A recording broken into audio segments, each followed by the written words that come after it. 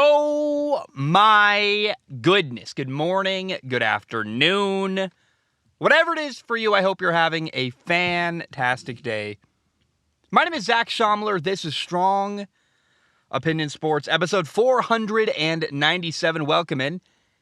This was going to be a massive episode. It felt like, honestly, a lot to record all at once, and so I cut it in half. And I want to be very clear about this. The next episode is going to have NFL quarterback storylines part 2. There are 16 more quarterbacks we got to talk about. Frankly, I'm really excited to talk about Jared Goff, the Lions quarterback. I know that's weird. But we got 16 more quarterbacks to talk about. We will do that next episode. Today, I wanted to get this out sooner, and I'm still writing those topics. And I'm like, look, college football, I'm recording this very early Thursday morning. It is 3:31 in the morning. It's after work for me. And, I want to get this out before college football actually starts. And week 1 technically starts tonight with Pittsburgh playing West Virginia. So here we are. We're talking about current events, some news, college football. I also want to answer some commonly asked questions. If you read the YouTube comments on recent Strong Opinion Sports episodes, the same couple of questions keep getting asked over and over and over again.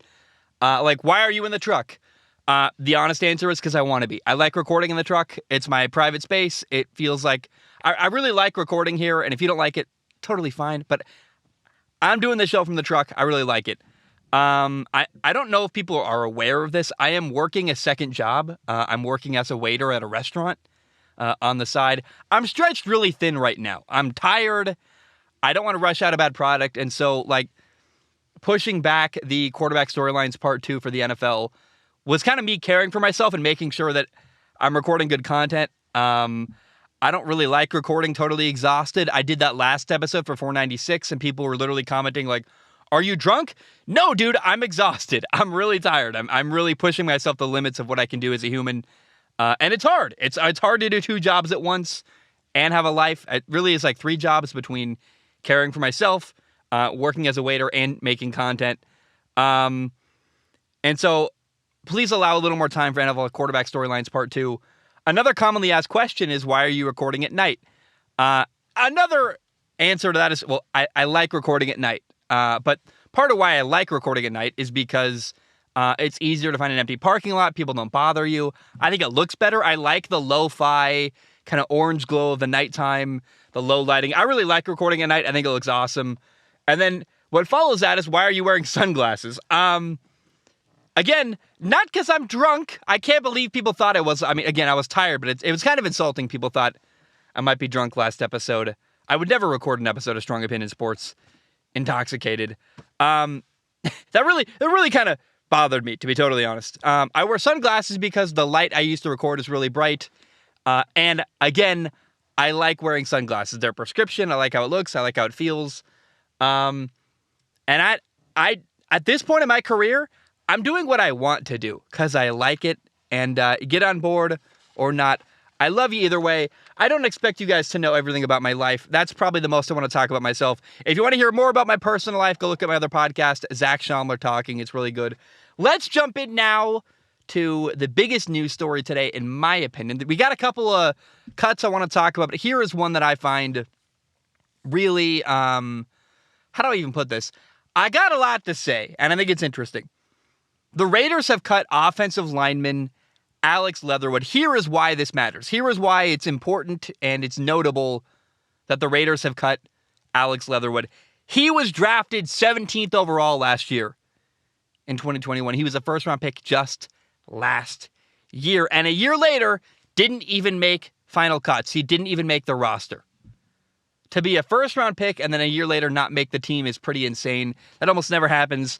Now, if you look back in time, a lot of people were surprised when the Raiders drafted him 17 overall in the first round. A lot of people said, he might be a second-round pick. He's more like a third-round pick. That feels like a big stretch, and clearly it was. Now, it didn't work out with Alex Leatherwood in Vegas. He did get claimed off of waivers by the Chicago Bears, so we'll see how it goes. Some people are calling that move a steal. The Bears do need help on the offensive line. We will see how Alex Leatherwood does in Chicago. To me, though, here's the story. Since 2019, the Raiders have had 6 first-round picks. They all have been disappointing. In 2019, the Raiders had 3 first-round picks. They drafted Clelin Ferrell, a defensive end. They drafted Josh Jacobs, a running back, and Jonathan Abram, a safety. All 3 of those players have had their 5th-year option declined by the Raiders. Clelin Ferrell is most notable. He's the number 4 overall pick from 2019. He's not even a starting defender anymore. He's not in your starting lineup, and he was drafted number 4 overall in 2019, a couple of years ago. That's no shame on Clelin Ferrell, but from a Raiders perspective, that's embarrassing. That's a bad pick. That's a bust. And like I said, all 3 of their 2019 first-round picks for the Raiders had their 5th-year option declined. That's not exactly a sign of a healthy, great draft class. Then both of their 2020 first-round picks, Henry Ruggs and Damon Arnett, got cut. Last year, they had trouble off the field, is a very nice way to put it. They got cut mid-season by the Raiders. That was a big deal. And now their 2021 first-round pick, Alex Leatherwood, has also been cut. That is 0 for 6. The Raiders have gone 0 for their last 6 first-round picks. Since 2019, 2020, and 2021, all 6 of their first-round picks have now left the team and didn't make it.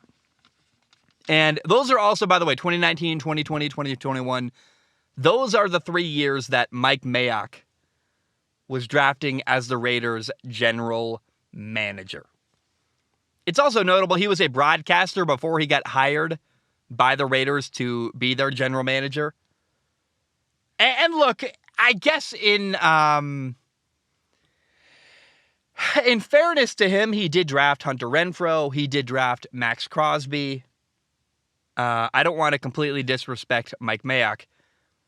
But look, if you throw enough darts at the wall, some of them are going to stick. And the point is that Mike Mayock, his first-round draft picks did not work out at all for the Raiders. It's really, really bad.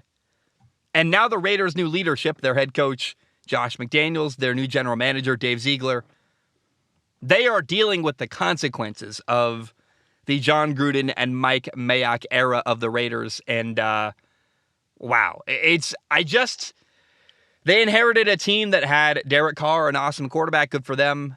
They inherited a playoff team last year, but there's a lot of dysfunction going on in Vegas. And the fact that your last 6 first-round picks all have been disappointing, that's actually almost hard to achieve, to be totally honest. Like, that's a lot of failure.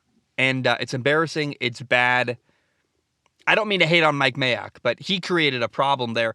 Imagine if they'd gone 6 for 6. Imagine if all 6 of those first-round picks had been incredible.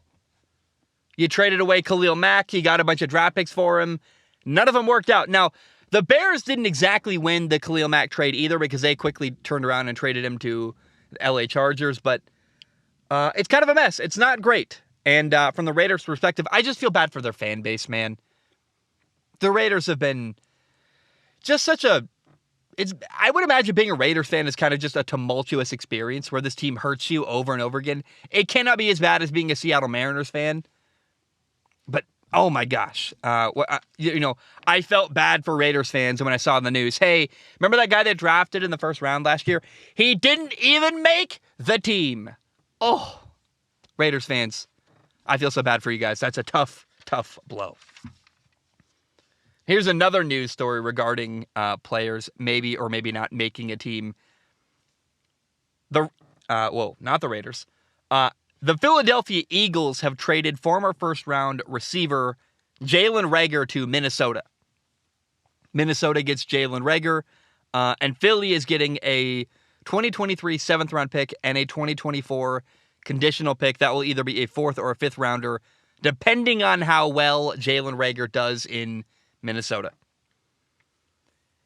Now, for Philly fans, Jalen Reagor's career has been a painful saga. He was drafted number 21 overall in the 2020 NFL Draft, 1 pick before Minnesota drafted receiver Justin Jefferson.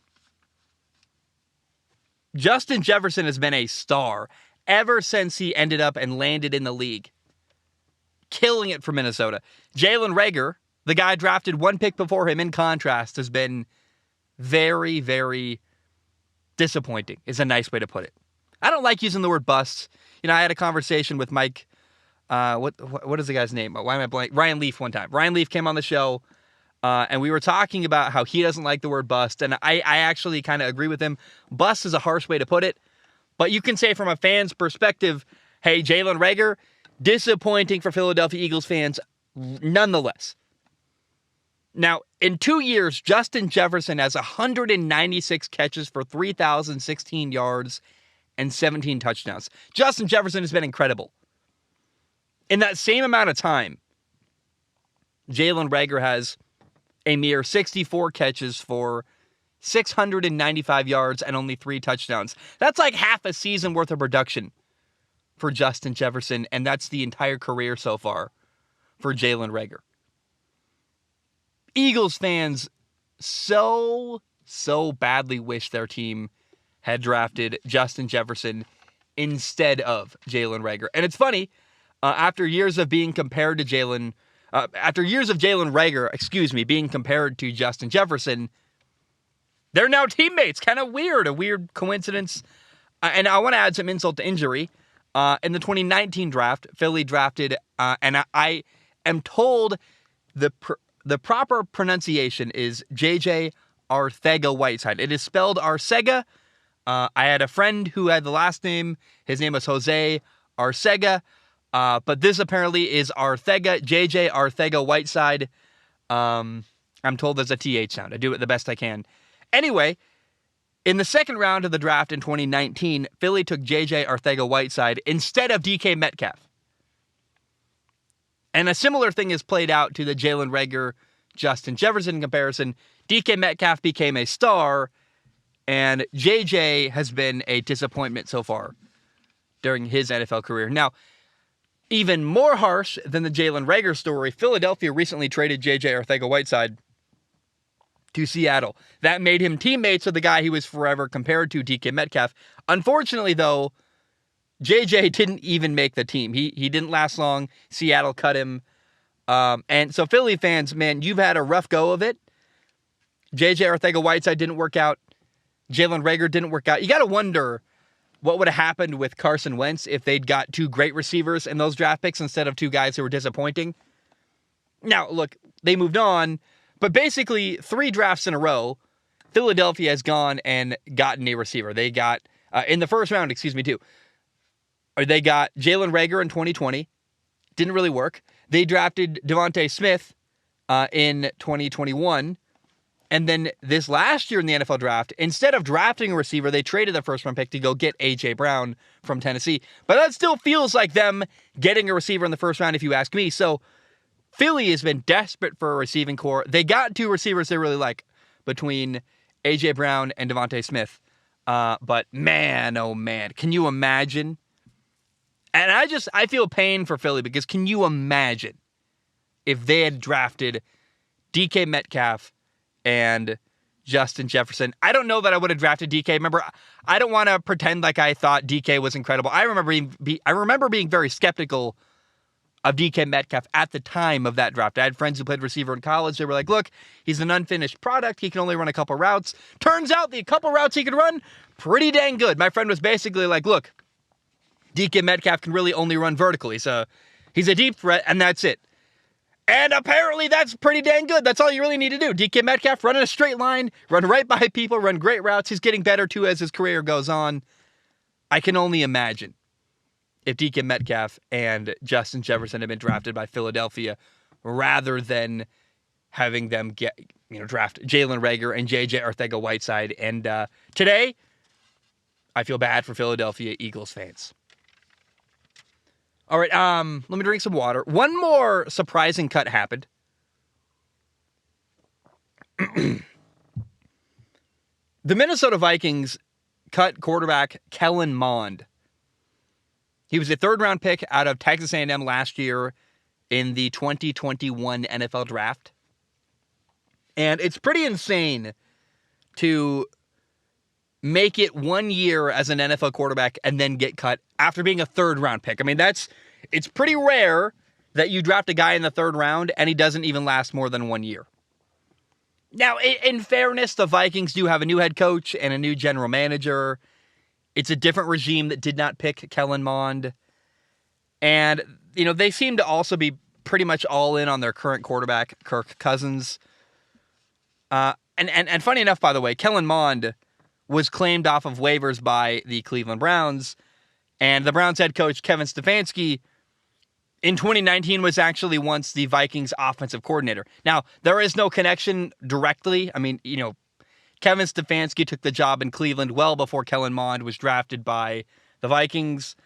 They never did work together in Minnesota. But it is kind of funny that he went from Minnesota to Minnesota's former coach. And I want to make a little bit of fun of myself because I really enjoy going back and revisiting my old takes. And was I right? Was I wrong? Kellen Monde is a player that I was very, very wrong about Kellen Monde. Here is what I said when Minnesota drafted Kellen Monde. Take a listen. I am going to predict right now Kellen Monde will become the Minnesota Vikings starting quarterback. I don't know when it's going to happen. It could be 2 years from now when Kirk Cousins' contract is up. It could be 2 weeks into the season. It could be 5 games in. I don't know when it's going to happen. But at some point, Kellen Monde will become the Minnesota Vikings starting quarterback. And I don't mean like Kirk gets hurt and Kellen Monde starts a game. I mean, no, at some point, Kellen Monde is going to become the Minnesota Vikings franchise quarterback and their guy moving forward. So I was monumentally wrong about Kellen Monde. I even posted a video it was either called Kellen Monde is the Vikings franchise quarterback, or maybe it was Kellen Monde is the Vikings future franchise quarterback, or the other thought it might have been Kellen Monde will be the Vikings franchise quarterback. But I was pretty bullish. Hey, Kellen Monde is going to work. I thought this guy was going to replace Kirk Cousins, to be totally frank. And really what somebody needs to do is make a Curb Your Enthusiasm meme with me saying, Kellen Monde is going to be the Vikings franchise quarterback, and then go and then play like the show on screen, Kellen Monde cut by Vikings 1 year after being drafted. Like, someone roast me, I'm begging you. But I like making fun of myself. I like keeping myself honest, and my goodness, that was a swing and a miss. I really thought Kellen Monde was going to work. He was awesome at Texas A&M. Chris Sims really liked him, and I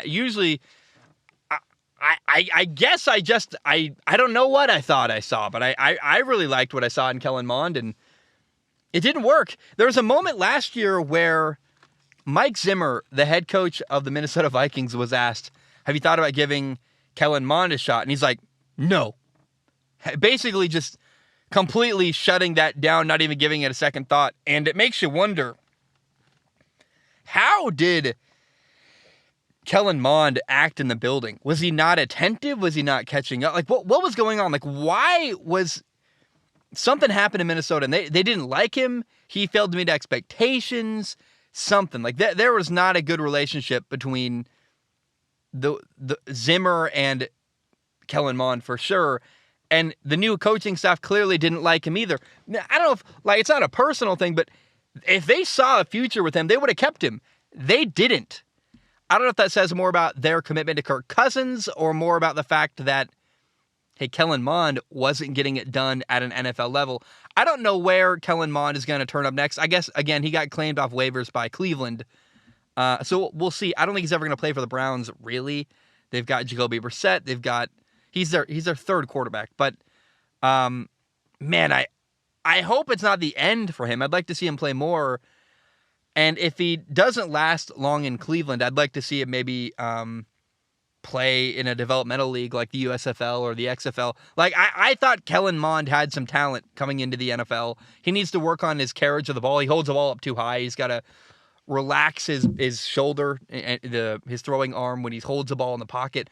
Relax the back elbow a little bit. He's really cocked and tight.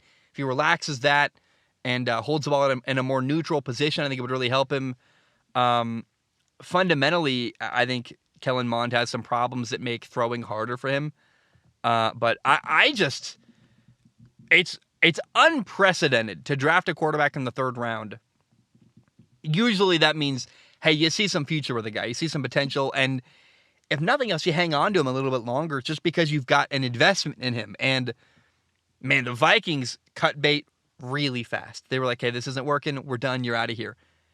And they could have kept him on the practice squad. That wasn't even their goal. He got claimed off waivers, but they were like, hey, just so you know, we're going to sign Sean Mannion to our practice squad. We're not even going to keep Kellen Monde, even if he clears waivers. And that's what a statement that is, to say we're not even going to keep you on our practice squad. We don't see any future with you at all. What does that say about Kellen Monde? I have so many questions about how this went down. Oh, my gosh. Anyway, unprecedented stuff from the Vikings and their roster cuts, cutting Kellen Monde, last year's third-round quarterback draft pick. All right. It is time for Sports Screenshots. It's a segment where I see good stuff on Instagram. I share it here. I only have one thing to talk about today from Instagram. Let me see if I can find it. Former Nevada quarterback Carson Strong got cut by the Philadelphia Eagles. He was an undrafted free agent. He posted this on Instagram. First, I want to say thank you to everyone who works for the Eagles organization. I believe that they have something special happening in Philly. I know I can get better in all phases of my game. I do believe that I can still play ball. Period. That's it. That's the whole statement. And then he posted some highlights from his time in the Philadelphia Eagles training camp. I saw some brutal reports about him. Apparently the Eagles decided, basically, we can't throw the ball at this guy at all. We got to do handoffs all day because we don't trust him. That's what I saw on Eagles fan forums and Twitter and their news websites and yada yada. I feel really strongly for Carson Strong. I would imagine his NFL career, by the way, pardon the pun there, I would imagine his NFL career is not going the way he planned it to go. He's like, I'm going to make the league, I'm going to show up, I'm going to be great. And it didn't work out. So I'm rooting for the guy heavily. And I just, honestly, if he doesn't find his way onto another NFL team, I would love, love, love to see Carson Strong in the XFL. Go train this offseason. While the NFL season is happening, they're going to have basically that XFL quarterback camp with Jordan Palmer. Carson Strong's got to go work with Jordan Palmer. They already work together, by the way, as far as I know. He'll go prepare, get ready for his next opportunity in the XFL. And if I could speak to Carson Strong, I would just say, hey, man, keep your head up, keep working, get ready, and prepare for whatever opportunity comes next. Because I do believe the guy's got some potential there. And certainly, at minimum, I could see Carson Strong shredding it in the XFL. I hope to see that happen someday. And I will be following along with this guy because I think he's a prime example of a guy who would be such a fun quarterback to watch in the XFL. And I'm really hoping that we get to see him next spring in that league. If not, playing for an NFL team somewhere on a practice squad or as a backup somewhere. It's hard to imagine that working out. There's so many quarterbacks out there that are talented and have, people trust them and like them and are in systems already. He got cut as an undrafted free agent. He's going to have to earn his stripes somewhere else. I think that will be in a developmental league. And Carson, keep your head up, keep working, and get ready for whatever opportunity comes next. I think if nothing else, you can join the XFL, and I would love, love, love to watch that. All right. I'm going to drink some water real quick. I'm so excited for this next segment. We have an incredible weekend of college football coming up. College football week 1. And yes, it is week 1. I know there were games last weekend. That's college football week 0. I don't know why college football starts that early. I guess the answer is because you need some reason to tune into Nebraska and Northwestern. I didn't really watch that game. I know Nebraska lost. That's a hilarious thought. But truly, this is college football week 1 happening starting tonight. This is going to come out on Thursday. There are 8 college football games you should pay attention to during college football week 1. I call them 8 pay attention to games. Number 1, Thursday, September 1st, tonight, West Virginia at number 17, Pittsburgh. There are so many storylines regarding this football game. I cannot wait to watch it. How about this first? It's the 2 quarterbacks, Keaton Slovis against JT Daniels. Keaton Slovis for Pittsburgh, JT Daniels for West Virginia. They used to play together as teammates in LA at USC. JT Daniels was the starting quarterback at USC. He got hurt. Keaton Slovis came in and took his spot, basically. Now neither of them are at USC. They're playing each other for different football teams. It's wild. It's fun. I really like it. West Virginia's offensive coordinator, by the way, is Graham Harrell. He also used to be the offensive coordinator at USC. He coached both Keaton Slovis and JT Daniels, and now they're starting their first game with new teams against each other. And anytime you get to see a transfer quarterback starting his first game with a new team, that's interesting, let alone when two guys are doing it against each other and they have all this history against each other. I cannot wait. It's going to be fun. It's going to be interesting. I think both quarterbacks, Keaton Slovis and JT Daniels, have first-round talent at quarterback, and they are trying to prove themselves this year. They're trying to show, hey, we're a guy that should be drafted in the first round. And by the way, West Virginia and Pittsburgh are two teams that have an old rivalry against each other. It's called the Backyard Bowl. This is the first time these two teams have played each other since 2011, and Pennsylvania and West Virginia as states share a border. In fact, the two schools are about an hour and a half apart from each other. So I'm excited. West Virginia at Pittsburgh should be fun, should be exciting. They're going to throw the ball a ton. It's going to be like one air raid system against another, basically, and they're just going to throw the ball all over the field. It's going to be fun. It's going to be interesting. It's going to be exciting. I cannot wait to watch West Virginia at Pittsburgh. Okay, game number 2.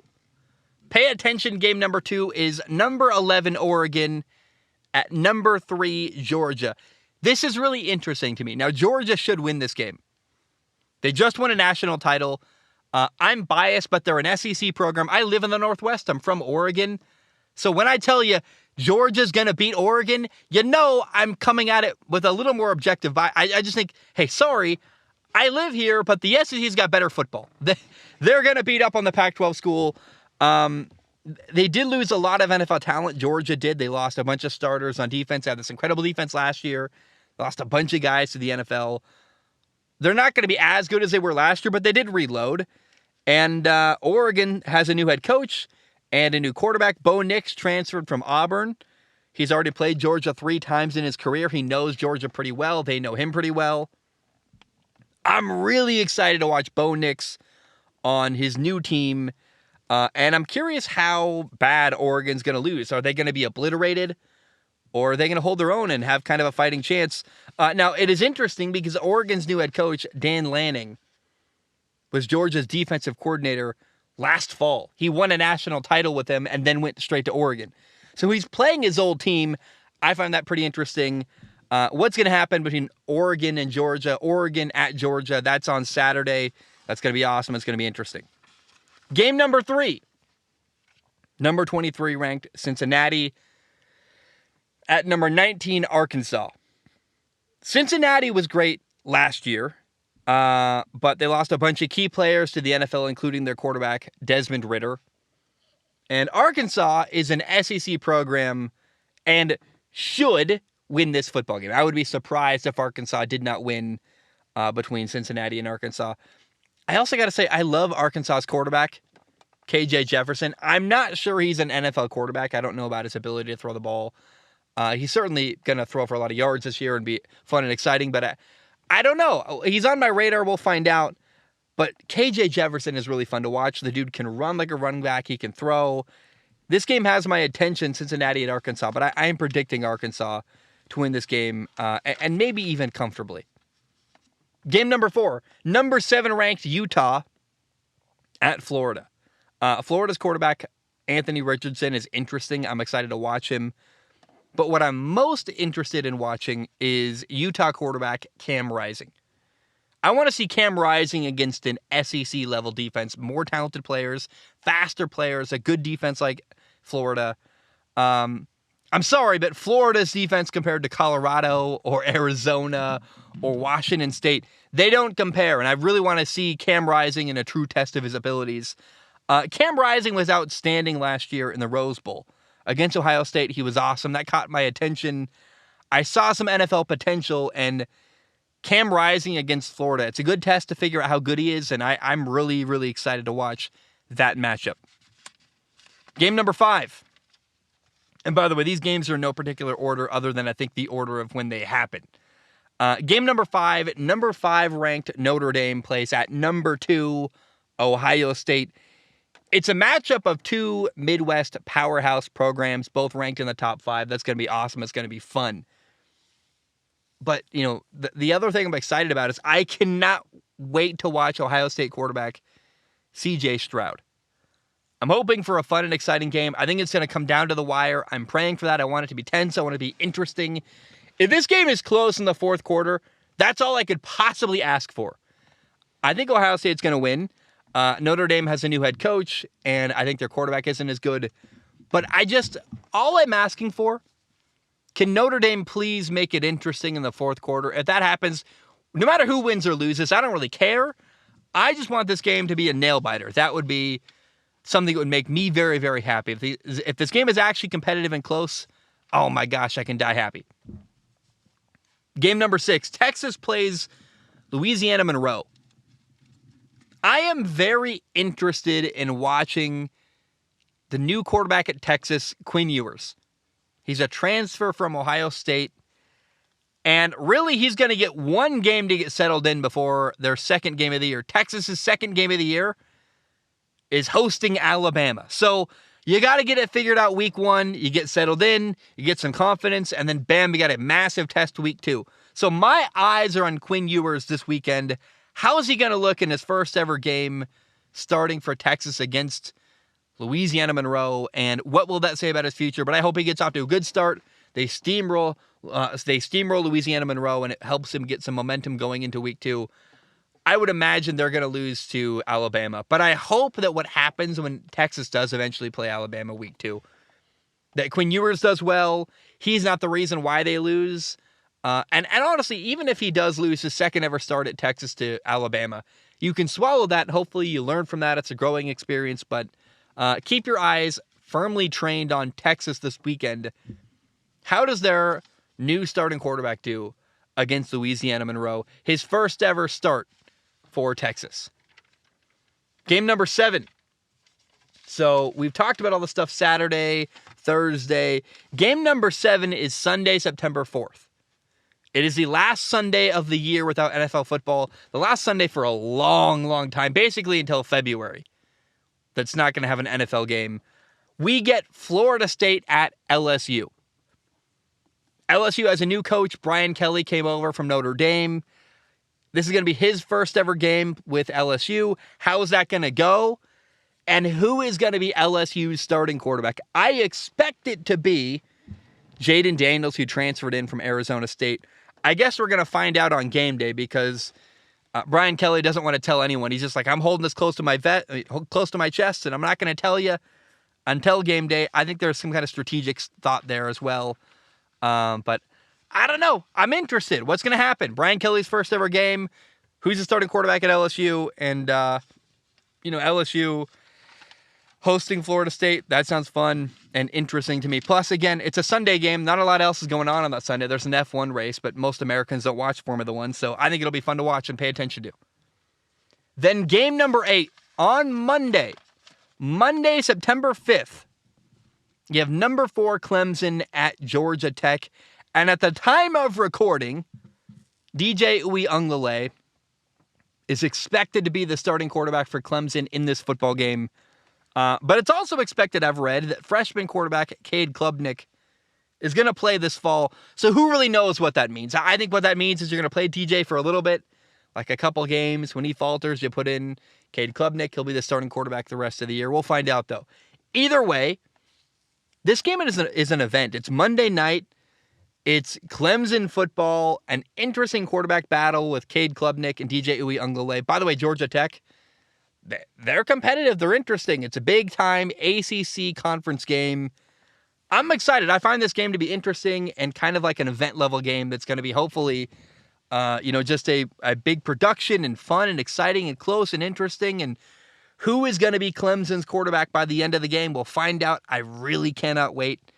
And I'm hoping for a interesting, highly competitive football game that comes down to the wire, as I always do. But keep your eye on the Clemson quarterbacks this weekend. Those are the 8 games that I call pay attention to games. You got to keep them on your radar. And what's really fun about college football week 1, you know there's going to be some game that comes out of nowhere that you're like, I cannot believe that happened, or I cannot believe this, or we'll talk about these 8 games come next Tuesday, but what else is going to come out of nowhere? Maybe what games are going to surprise us that we don't expect to be good or interesting or noteworthy?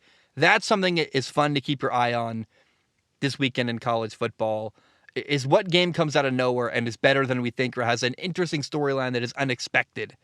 And we will for sure cover it on Tuesday. All right, let's talk about college quarterbacks. There are 18 college quarterbacks that are on my radar. 18 guys that going into the beginning of this college football season, I'm paying attention to as potential NFL quarterbacks and guys I'm curious to watch this year. I am happy for that number to change. For example, Arkansas quarterback KJ Jefferson is not on this list. I'm happy for him to become a guy on my radar. The reality is he's probably number 19. He's right there. But there's a couple of guys like that. I'm happy for feedback. Please write in, let me know. Who do you think I'm leaving off this list? Please. I like learning new names, and I like changing my mind when I learn new information. And so, I don't know. Feel free to write in, let me know your thoughts. But these are the 18 quarterbacks currently on my radar for this year in college football. Number 1 is USC quarterback Caleb Williams. In my opinion, if you ask me, this guy is the best quarterback in all of college football. It is close between him and Bryce Young. Bryce Young, the Alabama quarterback, is right up there too. I think both are potential, number 1 overall draft picks. But Caleb Williams is unreal. He can run. By the way, he can run with power and he can run with speed. He can throw. His arm talent is insane. He's going to make all kinds of crazy throws this year. He came over from Oklahoma along with the new USC head coach, Lincoln Riley. And guys, Caleb Williams is going to absolutely annihilate the Pac-12 this fall. And he might win the Heisman Trophy while he does it, by the way. I have high expectations for Caleb Williams, and I cannot wait to watch him this fall. Quarterback number 2 is Bryce Young. I mentioned him. Bryce Young, the quarterback at Alabama. He won the Heisman Trophy last year. If Caleb Williams is a number 1 quarterback in college football, then Bryce Young is number 1B. He's right there, basically right alongside Caleb Williams. He also, by the way, credit to Bryce Young. Bryce Young is going to play against better defenses, which I think, A, makes him more impressive, but B, by playing in the SEC against better defenses, you're going to be challenged more. And that's better for the development of Bryce Young than it is for Caleb Williams. I'm really not even sure what else to say. I mean, Bryce Young can do everything. He's great in the pocket. He's great outside of the pocket. He extends plays. He's got a great arm. He's accurate. I love the guy. I think he's just like the best, if not the second best quarterback in college football. And what's really going to be interesting is he going to come out of the NFL draft this year? Like, I think this time, come next spring when the year is over, he's probably going to come out and go to either, be a top 5 pick either to Seattle or Houston or maybe New York. So keep your eye on Bryce Young. He's a stud. He's incredible. And, man, I really am excited to watch this guy play college football. How about number 3? It's another former Oklahoma quarterback. Spencer Rattler lost his starting job at Oklahoma last fall to Caleb Williams. And then both guys, Caleb Williams and Spencer Rattler, transferred away from Oklahoma. Spencer Rattler is now in the SEC at South Carolina. I can't wait to watch this guy. He's crazy talented. He has an unreal arm. There are some maturity concerns when it comes to Spencer Rattler. I worry, how's he going to handle adversity? How's he going to handle his teammates? How's he going to handle all kinds of stuff? Look back at the history. Go watch the TV show QB1. I saw moments with Spencer Rattler that made me really cringe. So while there are maturity concerns, I can't wait to see this guy play in the SEC. I also think that losing his starting job, having to transfer, I think it might have been some adversity that potentially could be a moment that causes Spencer Rattler to have to mature and have to learn some lessons and have to grow as a person. So I'm open to seeing this guy change on and off the field, and to see him play in the SEC against Arkansas, Georgia, Kentucky, Texas A&M, Florida, Tennessee. He's going to get challenged by really good defenses, and I think that's good for him as a quarterback. It's good for him as a human. And Spencer Rattler has a lot to prove after losing his job last fall to Caleb Williams. He's got a chip on his shoulder, I would imagine, and he's eager to show the world what he can do as a starting quarterback. And I cannot wait to see what Spencer Rattler is going to do on his new team in South Carolina. Another transfer quarterback with something to prove is quarterback number 4, Keaton Slovis at Pittsburgh. Going into last year, he was projected to be a top 5 pick in the NFL draft. I saw some people projecting him going to the Detroit Lions with the number 3 overall pick in last year's NFL draft. And this time last year, Keaton Slovis was the starting quarterback at USC. Then he got hurt. Jackson Dart came in. He did great. And Keaton kind of got replaced by Jackson Dart. Then during the offseason, Lincoln Riley came in. He brought with him Caleb Williams. And then he really did actually get replaced. And so Keaton Slovis transferred to Pittsburgh. Now, I really, really liked his decision to go to Pittsburgh. Pittsburgh is a program that last year had Kenny Pickett, who won all kinds of awards. And Kenny Pickett was the first quarterback drafted in the NFL draft last year and the only quarterback drafted in the first round. Kenny Pickett might be the day one starter for the Pittsburgh Steelers this fall in the NFL. And so what that says is that Pittsburgh's a good program that can clearly develop an NFL quarterback and send quarterbacks that are successful to the NFL. I am really, really excited to see how Keaton Slovis does this year at Pittsburgh. He's in a great situation. I thought he did a great job putting himself in that situation by transferring there. And there's a lot of good players around him, man. They won the ACC title last year at Pittsburgh. They are bringing back a ton of starters, and I really believe in Keaton Slovis. I think it's time that he gets the respect he deserves around college football. I want to see him prove himself and become a first-round pick. When I watch Keaton Slovis, man, I see a guy who is maybe potentially the most accurate quarterback in college football and probably the best decision maker in college football. He's really great with the football. He doesn't, like, the amount of times I see stuff that I watched him play at 18 years old at USC, making unbelievable decisions, throwing the ball away, throwing the ball into the right spot over and over again, hitting your checkdowns, like doing stuff that you see quarterbacks at an NFL level struggle with decision-making wise. He is so beyond his years as a decision maker, and oh man, I cannot wait to watch Keaton Slovis this fall play for Pittsburgh and hopefully become a first-round pick and make a name for himself once again, by the way, because I think at one point he was viewed as a first-round pick, and I want to see him get back to that status once again. Now, my 5th quarterback is Jackson Dart, and by the way, yes, this is a warning. He is a former USC quarterback, and there are going to be even more former USC quarterbacks on this list. Jackson Dart is at Ole Miss, and Lane Kiffin is taking his sweet time to officially name a starting quarterback at Ole Miss. I believe it's going to be Jackson Dart when it's all said and done. He transferred in from USC. He is super talented, and frankly, I would be absolutely shocked if Jackson Dart was not the starter this year at Ole Miss. His talent, plus the offense that Lane Kiffin runs, and I just can only imagine what he could do.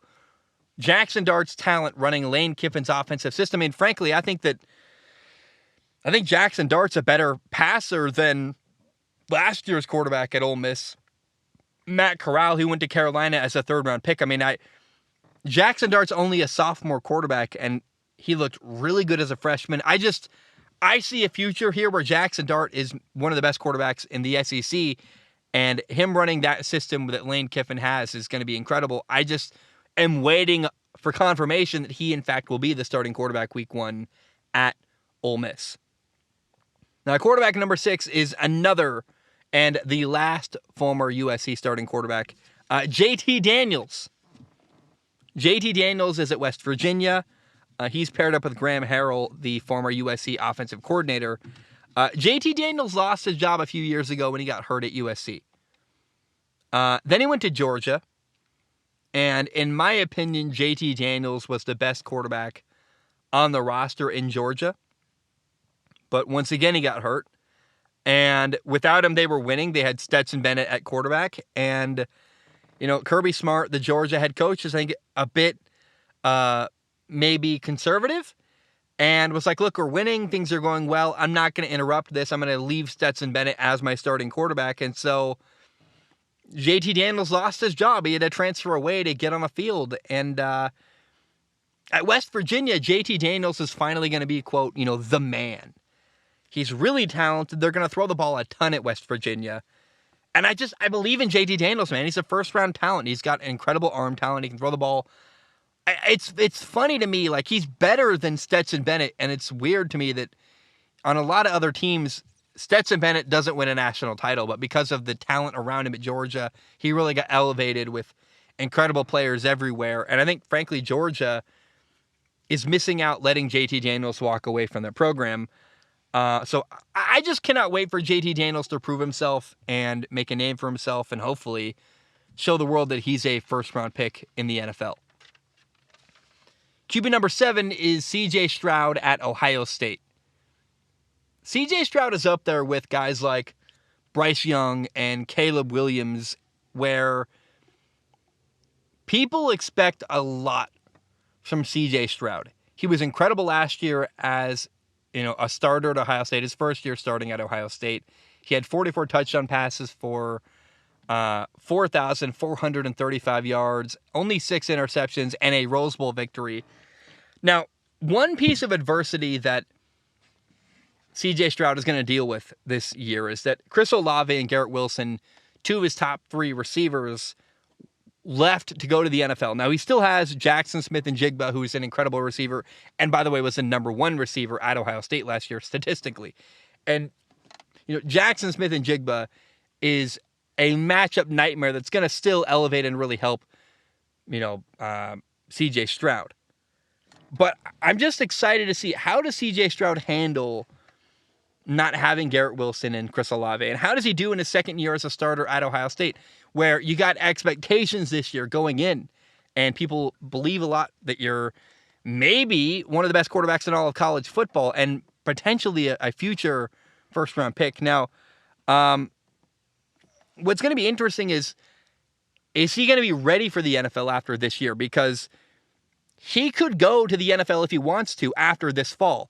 I hope he stays. I want to see him in college as long as possible to keep developing, but it's an interesting question is, could C.J. Stroud do so well that he ends up leaving Ohio State after this fall and going right to the NFL? And that's truly a storyline, in my opinion. You got to monitor with C.J. Stroud. How well does he do, and how quickly does he progress as a future NFL quarterback? Now, quarterback number 8 is Miami quarterback Tyler Van Dyke. This dude absolutely crushed it last year as a freshman. He made a ton of high-level NFL throws. I think there's a lot of talent, and frankly, a lot of NFL talent within the body of work you see watching Tyler Van Dyke. He's got a new head coach, Mario Cristobal. He came over from Oregon. And Tyler Van Dyke is too young. He will not be eligible for the NFL draft after this year. He's got to have one more year in the system in college because you got to be at least 3 years in college before you can go to the NFL. So because he's too young, this fall is all about Tyler Van Dyke making a name for himself and building up that Miami program. And I'm pumped to watch Tyler Van Dyke this year. I want to see him show the world how good he can be and really build out his resume so eventually he can become a future first-round pick in the NFL and hopefully a future franchise quarterback. Quarterback number 9 is Bo Nix at Oregon. Bo Nix transferred in from Auburn, and I believe he's hoping that playing at Oregon is going to allow him to showcase his talents and help him become a first-round pick because he has talent. When you watch Bo Nix, he can run, he can extend plays, he's got a big arm. I want to see better ball placement, maybe a little better accuracy, but honestly, I think Bo Nix is about to destroy the Pac-12. I don't think he got enough help around him at Auburn in recent years, and at Oregon, you're playing against teams like Washington State, Stanford, Arizona, Colorado, and you're going to have a better team every week against weaker opponents. You've been playing in the SEC for a couple of years, 3 years now. To go from the SEC to the Pac-12, where you've got overwhelmingly better talent than almost every team you're playing, it's going to be great for him. He's going to showcase his talent. He's going to look really good. And frankly, for the first time maybe in his college career, be a front runner and have a really good team around him in comparison to the people you're playing. And that makes me really excited, man. I'm really rooting for Bo Nix, and I hope he's going to look really, really good and prove that he should be a first-round or second-round pick in the upcoming NFL draft. Now, quarterback number 10 is Utah quarterback Cam Rising. Cam Rising, another Pac-12 quarterback. He grabbed my attention during the Rose Bowl game last year. He played really well against Ohio State. He got my attention. I really liked how he handled a high-pressure situation. And so, look, he's on my radar. We'll see how he does.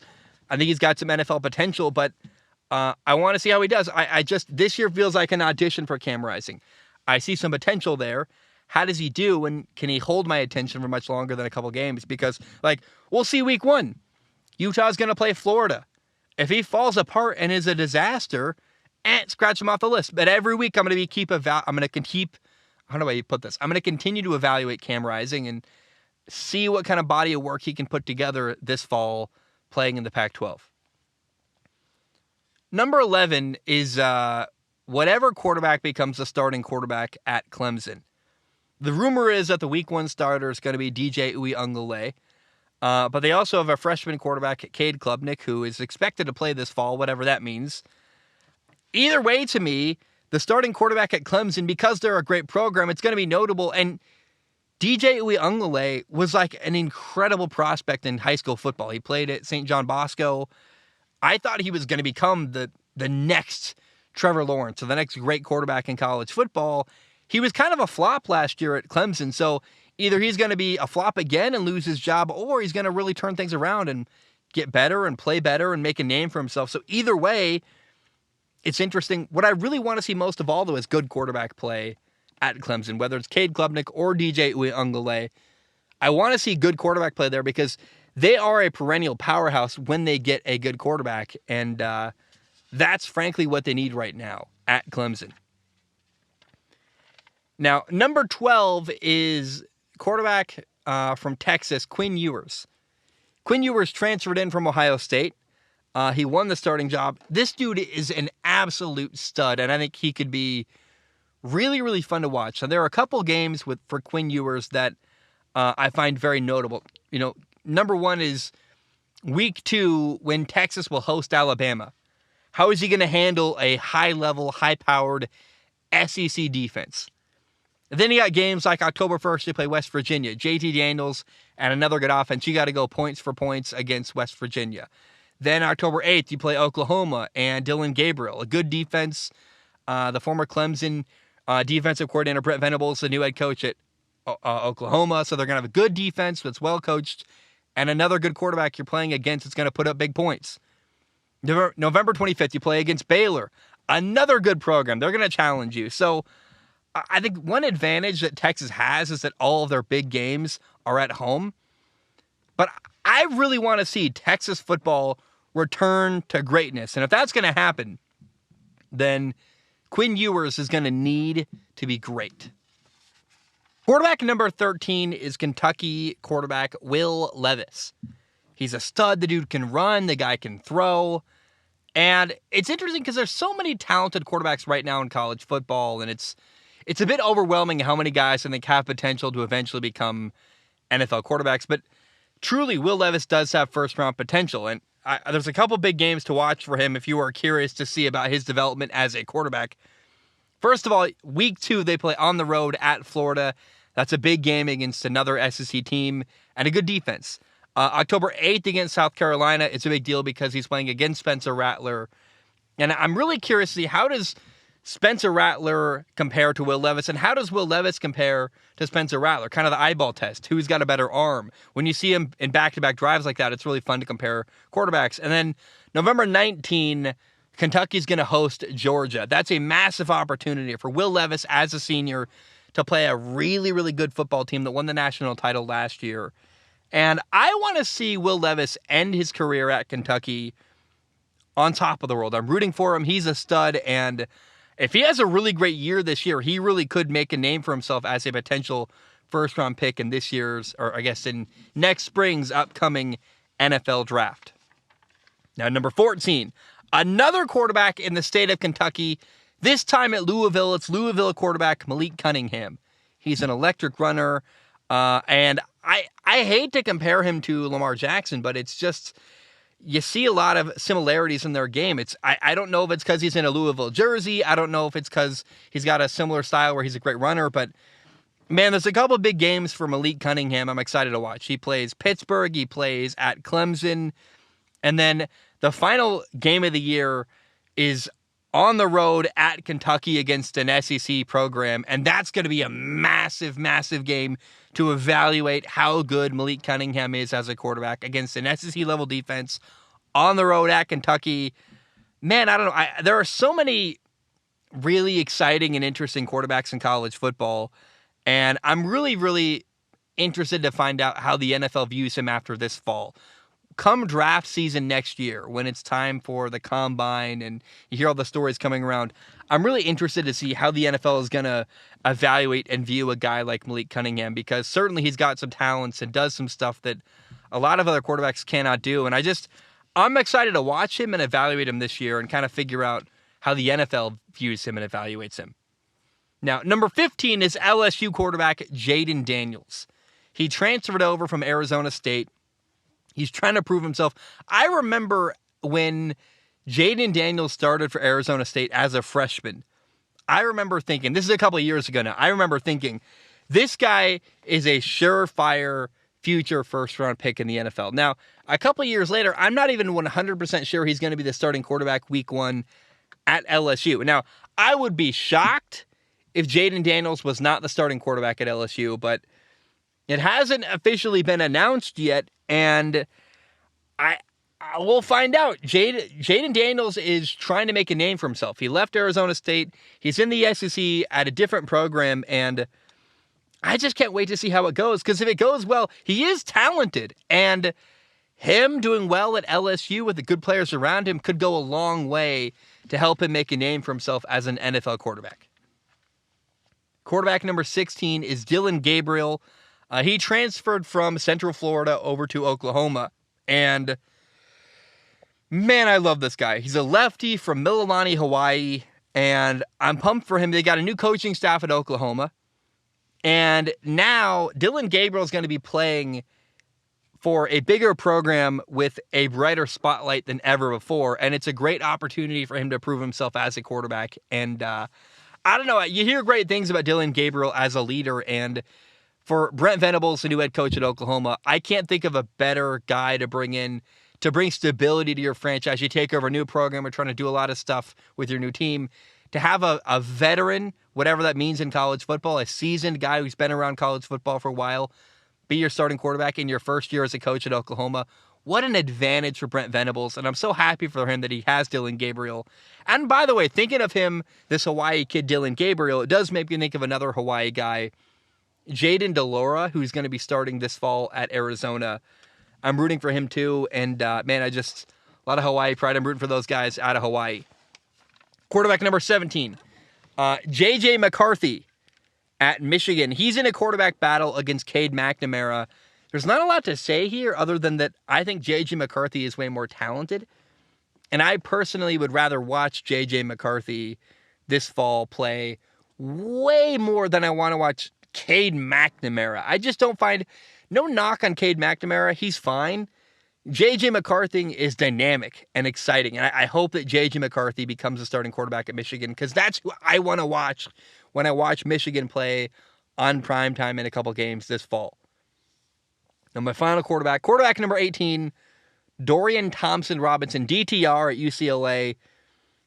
guys, I've been saying it for years. He is, DTR has been the starting quarterback at UCLA since 2018. It's been years now, and I've been saying this every year. He is one of the most physically gifted quarterbacks in college football. His ability to run, to throw, extend plays. His arm is unbelievable. There's a video of him training with Odell Beckham Jr. a couple of years ago, and I'm like, dude, his arm is insane.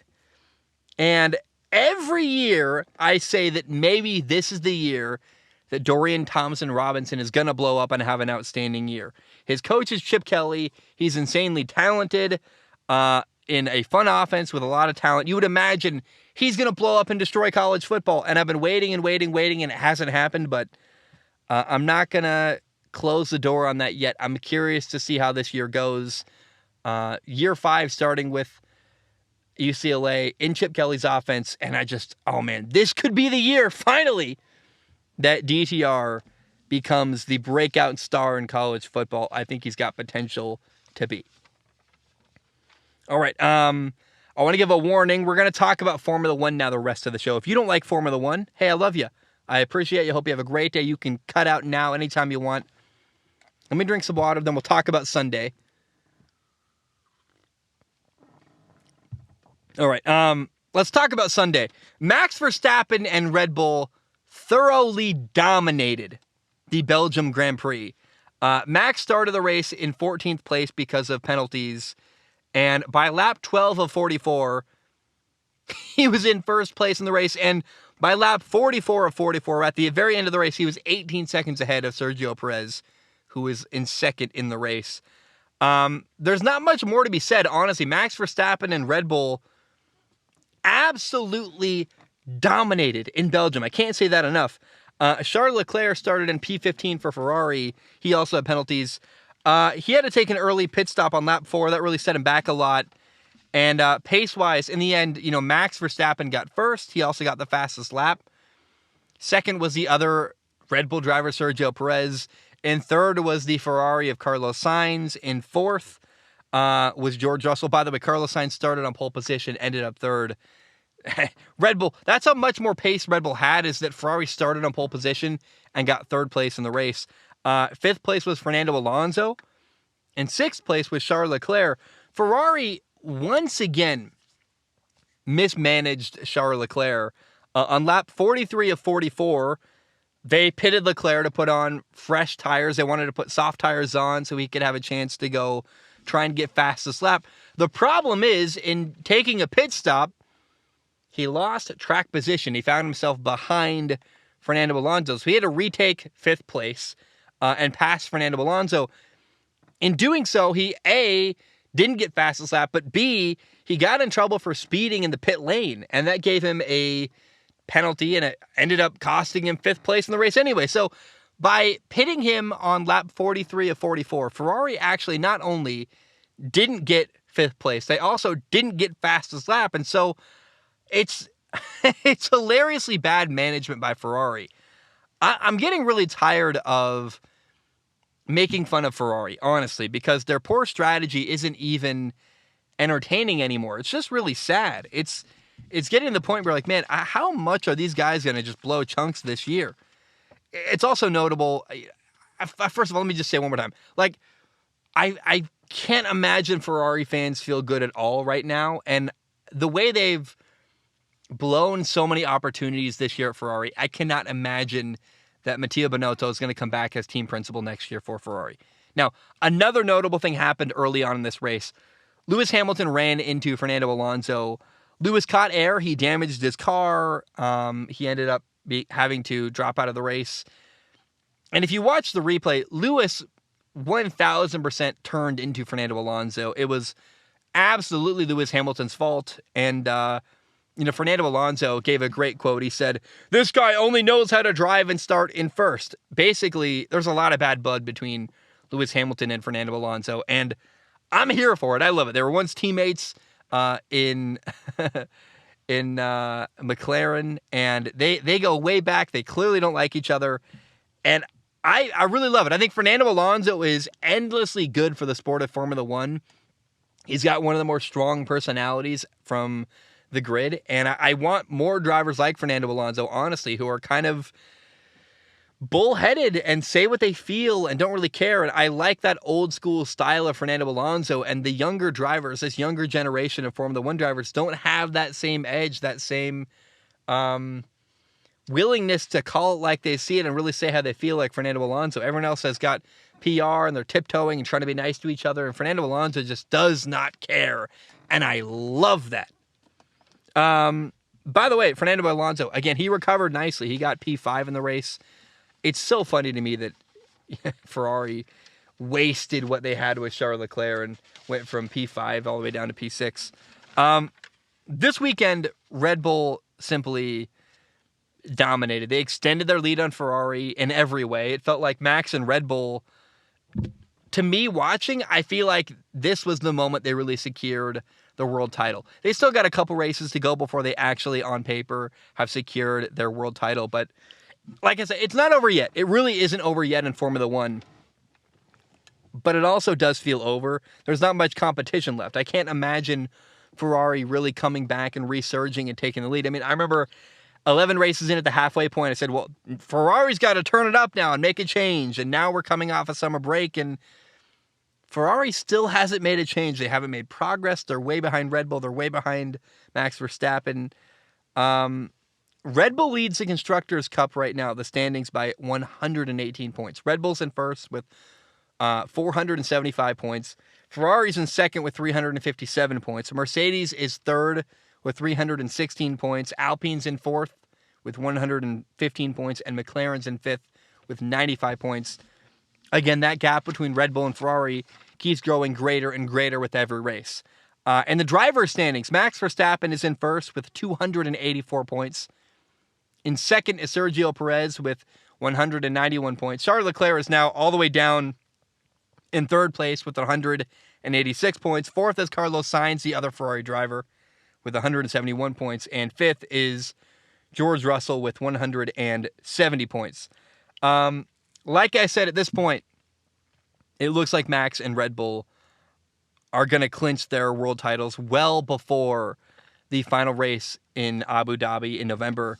And I just, I don't know. We'll see how things go. But am I the only person who really feels like no one else has a shot right now at beating Max or Red Bull? It feels inevitable now. And in 4 or 5 races from now, we're saying, yep, they clinched it. It's over. Red Bull and Max won. It's disappointing because Ferrari, I thought, had a legitimate opportunity to challenge Red Bull this year. And Ferrari just squandered so many opportunities, and now it appears to be totally out of their grasp to make any kind of recovery and actually challenge Red Bull and Max Verstappen. By the way, the McLaren-Alpine rivalry continues. Alpine leads McLaren by 20 points. They are solidly in fourth place right now. They are also currently fighting over the contract rights for Oscar Piastri, who is a talented young driver. I'm going to look this up. Oscar Piastri. As I record right now, we are waiting for, this to be solved because they are fighting over whether he's going to drive for McLaren or have to drive for Alpine next year. Basically, at the time of recording, I just looked it up. It is still not resolved, but a resolution will be announced probably within hours and maybe even minutes of this posting on podcast platforms and on YouTube. So keep your eye. If you're listening right now, you should probably go look up what's going to happen with Oscar Piastri, McLaren, and Alpine. I bet by now a announcement has been made by the time you're hearing this, and I'd like it. I think right now in Formula One, Red Bull's dominating. Ferrari's second, but they're an embarrassing second that keeps getting their own way. Mercedes is going to be back. They're the third best team right now, and I think at some point they're going to resurge. It's nice to have another, outside of the top 3 in Formula One, it's nice to have a battle like McLaren and Alpine where there's drama, they don't like each other, they're clearly really close to each other competition-wise, and I think having another storyline in Formula One, 2 teams battling for basically the best of the rest in F1, that's really good, and I really like to see it. So keep your eye on this McLaren-Alpine rivalry as it develops, and whatever happens with Oscar Piastri, their young developmental driver who the 2 teams are fighting over and both want to have him drive for them this next year in Formula One. Guys, my name is Zach Schomler. Thank you so very much for tuning in. I'm very tired. It is 4:54 a.m. I got to work. I work at 11:30 later today. So I'm going to go post this, try to get some sleep, and I'll talk to you. I'm recording next on Monday evening after watching Clemson and Georgia Tech. I also got to finish writing the next 16 segments for NFL quarterback storylines. I love you. I appreciate you. Hope you have a great day. And bam, we are done.